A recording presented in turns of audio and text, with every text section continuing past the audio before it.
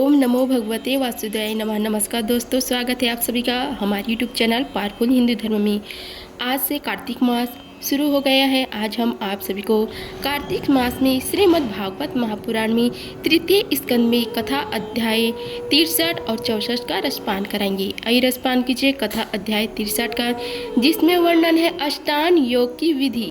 कपिल भगवान कहते हैं कि हे माता जी, अब मैं तुम्हें सभी ध्यान स्वरूप के आलम्बन से युक्त योग का लक्षण बताता हूँ, जिसके द्वारा चित्त शुद्ध एवं प्रसन्न होकर परमात्मा के मार्ग में प्रवृत्त हो जाता है। यथाशक्ति शास्त्र विहित सर्व धर्म का पालन करना तथा शास्त्र विरुद्ध आचरण का परित्याग करना, प्राबंध के अनुसार जो कुछ मिल जाए उसी में संतुष्ट रहना, आत्मज्ञानियों के चरणों की पूजा करना, विषय वासनाओं को बढ़ाने वाले कर्मों से दूर रहना, संसार बंधन से छुड़ाने वाले धर्मों में प्रेम करना, पवित्र और परिमित भोजन करना, निरंतर एकांत और निर्भय स्थान में रहना, मन, वाणी और शरीर से किसी जीव को न सताना, सत्य बोलना, चोरी न करना, आवश्यकता से अधिक वस्तुओं का संग्रह न करना, ब्रह्मचर्य का पालन करना, तपस्या करना, धर्म पालन के लिए कष्ट सहना, बाहर भीतर से पवित्र रहना, शास्त्रों का अध्ययन करना, भगवान की पूजा करना, वाणी का संयम करना, उत्तम आसनों का अभ्यास करके स्थिर पूर्वक बैठना, धीरे धीरे प्राणायाम के द्वारा श्वास को जीतना, इंद्रियों को मन के द्वारा विषयों से हटाकर अपने हृदय में ले जाना, मूलाधार आदि किसी एक केंद्र में मन के सहित प्राणों को स्थिर करना, निरंतर भगवान की लीलाओं का चिंतन और चित्त को समाहित करना, इनसे तथा व्रत, दान आदि दूसरे साधनों से भी सावधानी के समय प्राणों को जीत कर बुद्धि के द्वारा अपने कुकर्म मार्ग दुष्ट चित्त को धीरे धीरे एकाग्र करे, परमात्मा के ध्यान में लगावे। पहले आसन को जीते, फिर प्राणायाम के अभ्यास के लिए पवित्र देश में कुश, मृग चर्म आदि से युक्त आसन बिछवाए। उस पर शरीर को सीधा और स्थिर रखते हुए सुखपूर्वक बैठकर अभ्यास करें। आरंभ में बाएं नासिका से पूर्व कुंभक और रेचक करें, फिर इसके विपरीत दाहिने नासिका से प्राणायाम करके प्राण के मार्ग का शोधन करें, जिससे चित्त स्थिर और निश्चय हो जाए। जिस प्रकार वायु और अग्नि से तपाया हुआ सोना अपने मन को त्याग देता है, उसी प्रकार जो योगी प्राण वायु को जीत लेता है, उसका मन बहुत शीघ्र शुद्ध हो जाता है। अतः योगी को उचित है कि प्राणायाम से वात, पित्त आदि जनित दोषों को प्रणाम से, पापों को प्रत्याहार से, विषयों के संबंध को और ध्यान से, भागवत दिव्य मुख कराने वाले राग, द्वेष आदि दुर्गुणों को दूर करे। जब योग का अभ्यास करते करते चित्त निर्मल और एकाग्र हो जाए, तब नासिका के अग्र भाग में दृष्टि जमाकर इस प्रकार भगवान की मूर्ति का ध्यान करें।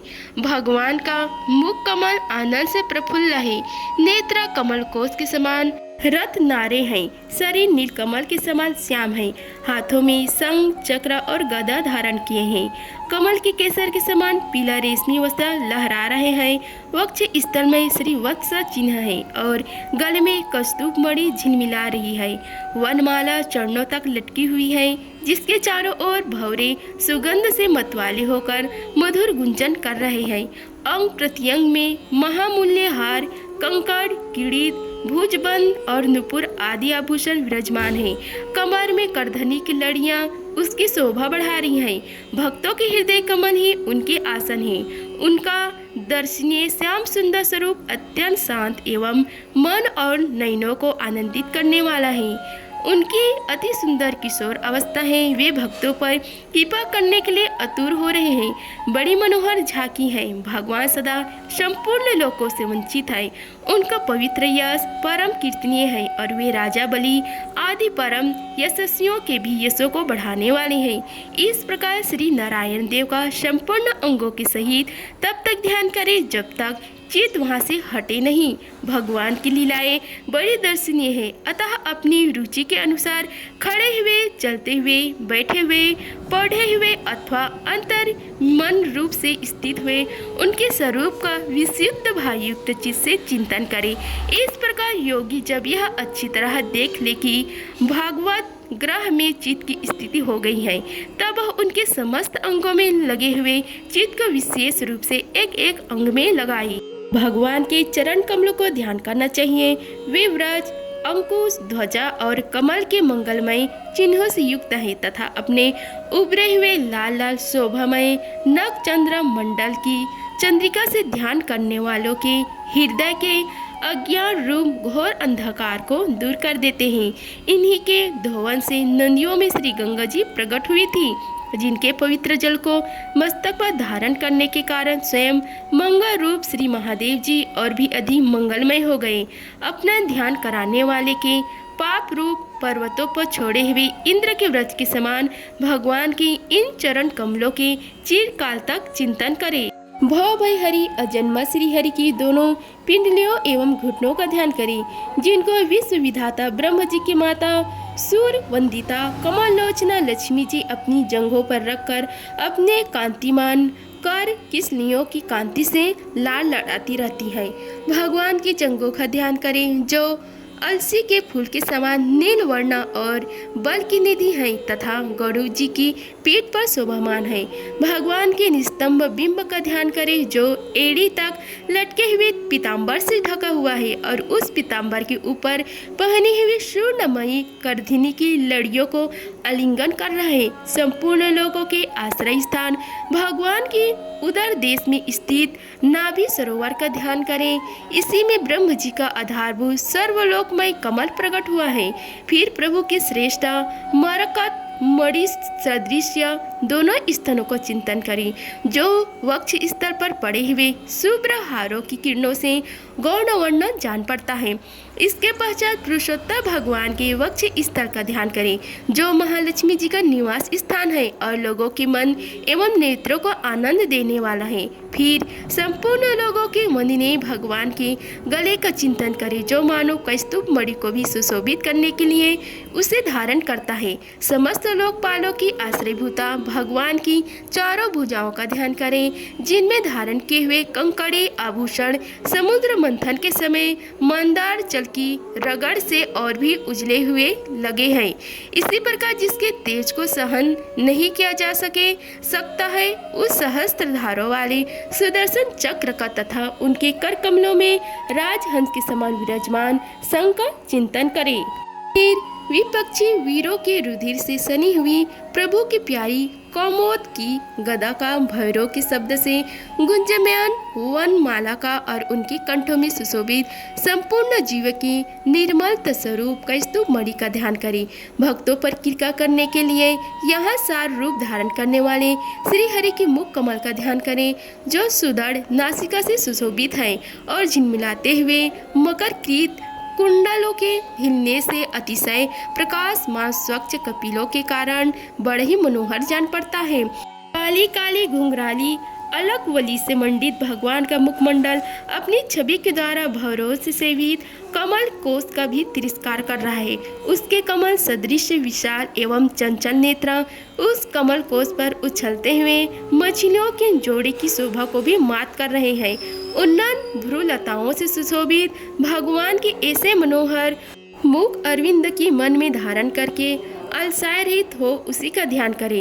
हृदय गुहा में चिरकाल तक भक्ति भाव से भगवान के नेत्रों के चितवन का ध्यान करना चाहिए, जो कृपा से और प्रेम भरी मुस्कान से क्षण क्षण अधिक बढ़ती रहती है, विपुल प्रसाद की वर्षा करती रहती है और भक्तजनों के अत्यंत घोर तीनों तपों को शांत करने के लिए प्रकट हुई है। श्री हरि का हास्य प्राणत जनों की तीव्र से तीव्र शोक के अश्रु सागर को भी सुखा देते हैं और अत्यंत उदार है। मुनियों के हित के लिए कामदेव को मोहित करने के लिए ही अपनी माया से श्री हरि ने अपने भ्रूमंडल को बनाया है, उनका ध्यान करना चाहिए। अत्यंत प्रेम भद्र प्रभाव से अपने हृदय में विराजमान श्री हरि के खिलखिलाकर हंसने का ध्यान करें, जो वस्तुतः ध्यान के ही योग्य है तथा जिसमें ऊपर और नीचे के दोनों होठों की अत्यंत अरुण कांति के कारण उनके कुंदर के समान शुभ्र छोटे छोटे दांतों पर ललिमा से प्रतीत होने लगी है। इस प्रकार ध्यान में तन्मय होकर उनके सिवा किसी अन्य पदार्थ को देखने की इच्छा न करें। इस प्रकार के ध्यान के अभ्यास से साधक का श्री हरि में प्रेम हो जाता है, उसका हृदय भक्ति से द्रवित हो उठता है, शरीर में आनंदित रहित के कारण रोमांचन होने लगता है। उत्कंठा जनित प्रेम आंसुओं की धारा वह बारंबार अपने शरीर को नहलाता है और फिर मछली पकड़ने के कांटे के समान श्री हरि को अपनी ओर आकर्षित करने की साधारण रूप अपने चित्त को भी धीरे धीरे ध्येय वस्तु से हटा लेता है। जैसे तेल आदि के चूक जाने पर दीप शिखा अपने कारण रूप तेज से तत्व में लीन हो जाती है, वैसे ही आश्रय विषय और राग से रहित होकर मन शांत ब्रह्माकार हो जाता है। इस अवस्था के प्राप्त होने पर जीव गुण प्रभाव रूप देह आदि उपाधि निर्वृत्त हो जाने के कारण ध्याता देह आदि विभाग से रहित एक अखंड परमात्मा को ही सर्वत्र अनुगत देखता है। योग अभ्यास से प्राप्त हुई चित्त की इस अविद्या रहित लय रूप निर्वृत्ति से अपनी सुख दुख रहित ब्रह्म रूप महिमा में स्थित होकर परमात्मा तत्व का साक्षात्कार कर लेने पर वह योगी जिस सुख दुख के भोक्ति तत्व को अज्ञानवश अपने स्वरूप में देखता था, उसे अब अविद्याकृत अहंकार में ही देखता है। जिस प्रकार मंदिरा के मध्य से मतावले पुरुष को अपनी कमर पर लपटे हुए वस्त्र के रहने या गिरने की कुछ भी सुधि नहीं रहती, उसी प्रकार चरम अवस्था को प्राप्त हुए सिद्ध पुरुष को भी अपने देह के बैठने उठने अथवा दैवश कहीं जाने या लौट आने के विषय में कुछ भी ज्ञान नहीं रहता, क्योंकि वह अपने परमानंदमय स्वरूप में स्थित रहता है। उसका शरीर तो पूर्व जन्म के संस्कारों के अधीन है, अतः जब तक उसका आरंभ तक प्राबंध शेष है तब तक वह इंद्रियों के सहित जीवित रहता है। किंतु जिसे समाधि पर्यंत योग की स्थिति प्राप्त हो गई और जिसने परमात्मा तत्व को भी भली भांति जान लिया है, वह सिद्ध पुरुष पुत्र कार लात्री आदि के सहित इस शरीर को स्वप्न में प्रतीत होने वाले शरीर के समान फिर स्वीकार नहीं करता, फिर उसमें अहता ममता नहीं करता। जिस प्रकार अत्यंत स्नेह के कारण पुत्र और धन आदि में भी साधारण जीवों की आत्मबुद्धि रहती है, किंतु थोड़ा से विचार करने से ही वे उनसे स्पष्टता अलग दिखाई देती हैं, उसी प्रकार जिन्हें यह अपना आत्मा मान बैठा है, उन देह आदि से भी उनका साक्षी पुरुष पृथक ही है।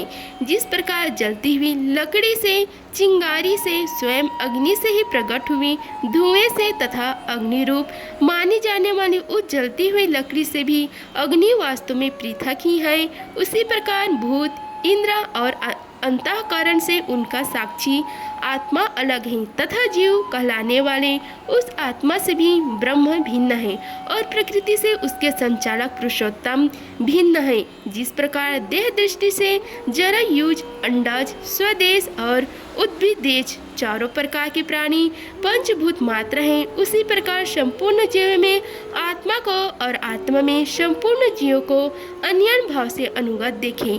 जिस प्रकार एक ही अग्नि अपने पृथक पृथक आश्रयों में उनकी विभिन्नता के कारण भिन्न भिन्न आकार का दिखाई देता है, उसी प्रकार देव, मनुष्य आदि शरीर में रहने वाले एक ही आत्मा अपने आश्रय के गुण भेद के कारण भिन्न भिन्न प्रकार का भासता है।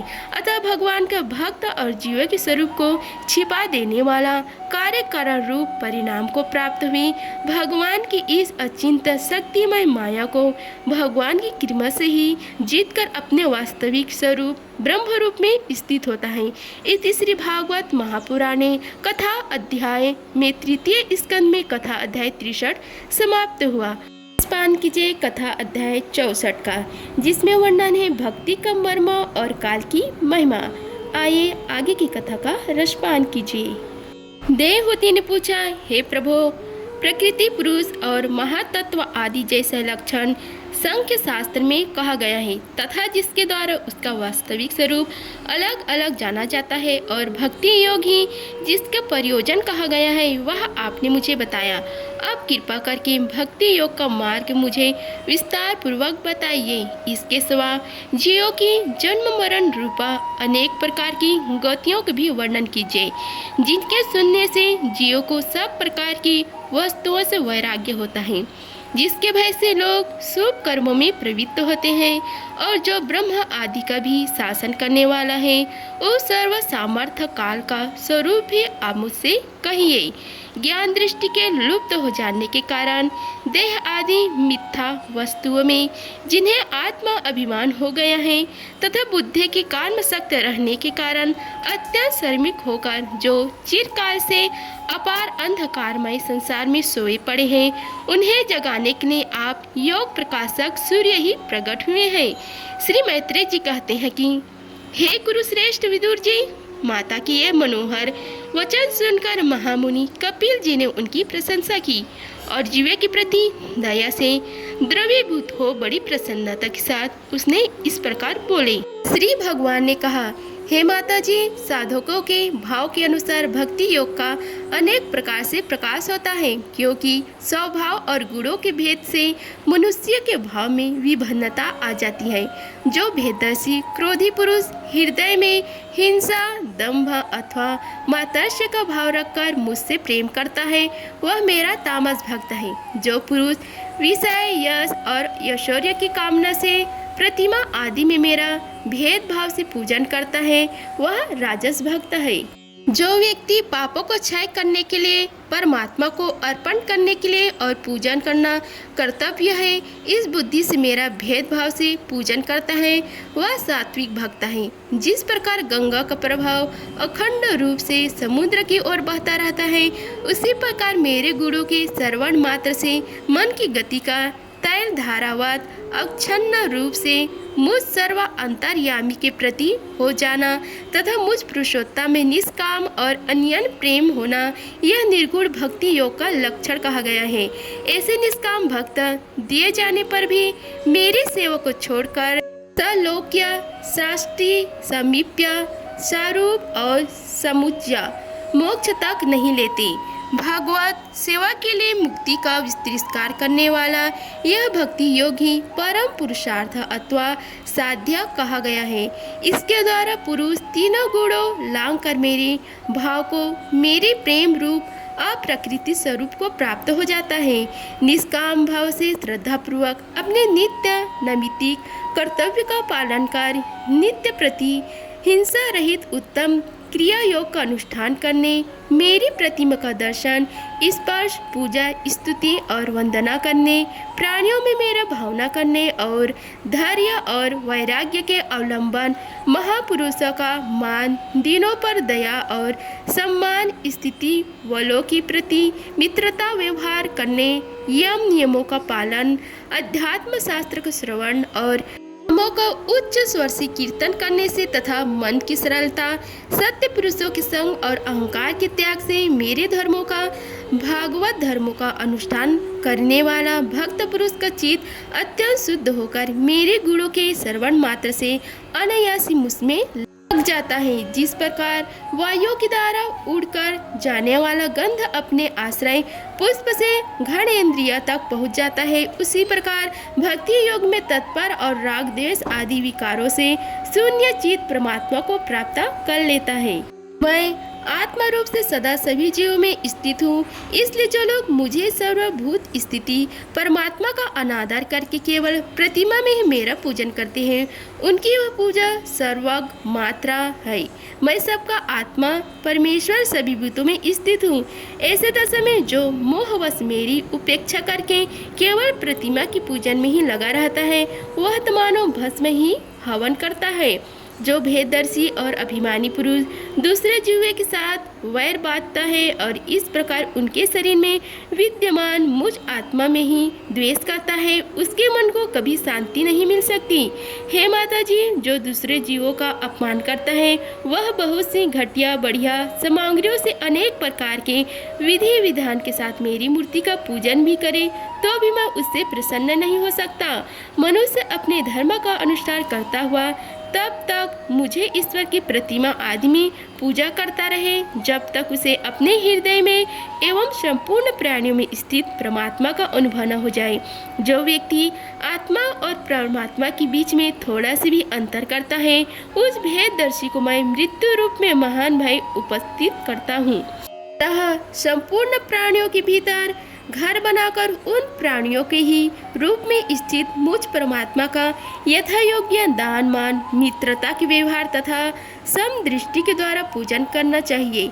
हे माता जी, पाषाण आदि अचेतनों की अपेक्षा वृक्ष आदि जीव श्रेष्ठ है, उनसे सांस लेने वाले प्राणी श्रेष्ठ है, उनमें भी मानने वाले प्राणी उत्तम और उनसे इंद्र की वृत्तियों से युक्त प्राणी श्रेष्ठ है।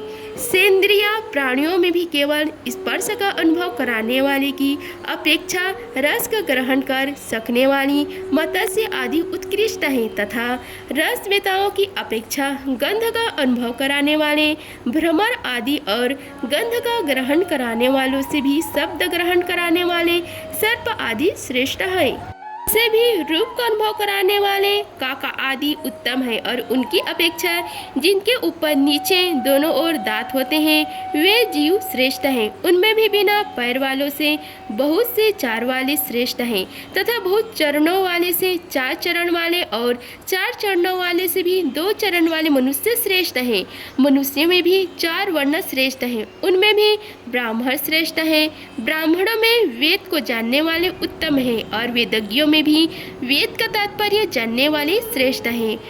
तात्पर्य जानने वालों से संशय निवारण करने वाले, उनसे भी अपने वर्ण आश्रम मोचित धर्म का पालन करने वाले तथा उनसे में आसक्ति का त्याग और अपने धर्म का निष्काम भाव से आचरण करने वाले श्रेष्ठ हैं। उनकी अपेक्षा भी जो लोग अपने संपूर्ण कर्म उनके फल तथा अपने शरीर को भी मुझ में ही अर्पण करके भेदभाव छोड़कर मेरी उपासना करते हैं वे श्रेष्ठ हैं। इस प्रकार मुझे ही चित और कर्म समर्पण करने वाले अकर्ता और समदर्शी पुरुष से बढ़कर मुझे कोई अन्य प्राणी नहीं दिखता।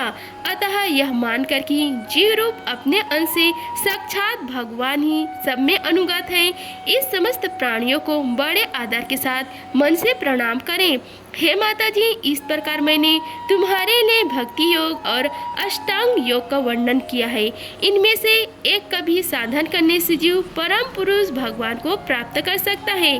भगवान परमात्मा पर ब्रह्म का अद्भुत भाव संपन्न तथा जगत आदि का पदार्थों के नाना विधि व चित्र का हेतुभूत स्वरूप विशेष ही काल नाम से विख्यात है। प्रकृति और पुरुष इसी के रूप है तथा इनसे यह पृथक भी है।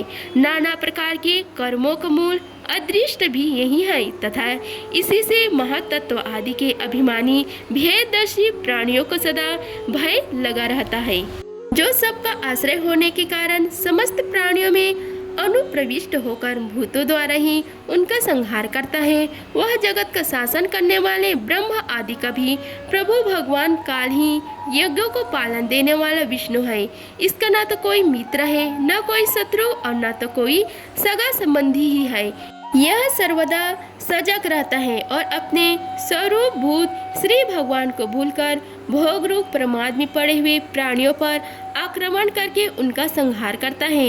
इसी के भय से वायु चलता है, इसी के भय से सूर्य तपता है, इसी के भय से इंद्र वर्षा करता है और इसी के भय से तारे चमकते हैं। इसी से भयभीत होकर औषधियों के सहित लताएं और सरी वनस्पतियां समय समय पर फूल फल धारण करती हैं।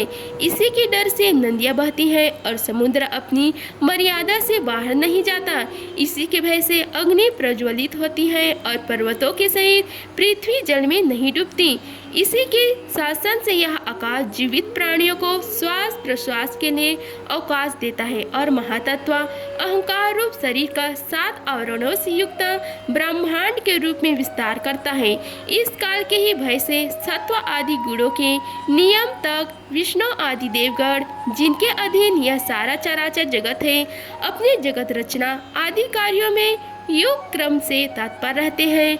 यह अविनाशी काल स्वयं अनादि किंतु दूसरों का आदिकर्ता उत्पादक है तथा स्वयं अनंत होकर भी दूसरों का अंत कराने वाला है। यह पिता से पुत्र की उत्पत्ति करता हुआ सारे जगत की रचना करता है और अपनी संहार भक्ति मृत्यु के द्वारा यमराज को भी मरवाकर इसका अंत कर देता है। इति श्री भागवत महापुराणे तृतीय स्कंद में कथा अध्याय 64 का समाप्त हुआ।